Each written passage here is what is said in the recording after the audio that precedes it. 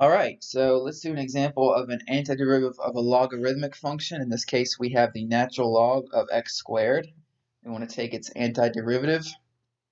We've already looked at the rules for logs. Antiderivative of natural log is x ln of x minus x plus c, and the antiderivative of log base a of x is x ln of x minus x over natural log of a plus c.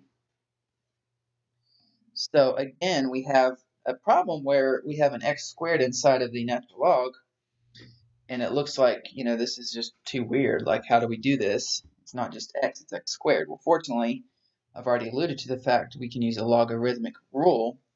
When you have x being squared or cubed or whatever, you can take this exponent, in this case 2, and move it out front. A rule we learned in pre-calc. So that leads us to step 1, which is to convert to anti-differentiable form.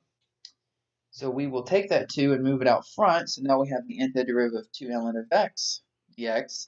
Then we can take that 2 and move it in front of the antiderivative sign and use the constant multiple rule. So now it's just 2 antiderivative of natural log of x. And we can use that rule we just learned for step 2. The antiderivative of natural log of x is x ln of x minus x. Again, it goes back to this rule, which I call Rule 19 of all the antiderivative rules we learn. So we get 2 times x ln of x minus x plus c for step 2. Step 3, we can actually distribute this 2 to all of these. It's 2x ln of x minus 2x for step 3.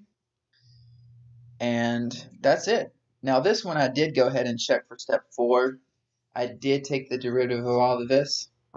You get 2 ln of x plus 2 minus 2. Well, 2 minus 2 is 0. And then you can take that 2 in front of the ln of x and move it back to the exponent. And you get natural log of x squared, which is what we started out with. So that's it for applying the rule of antiderivatives of log functions. Next video, we're going to look at some more rules which we won't use as much, but it's important that you're at least familiar with them.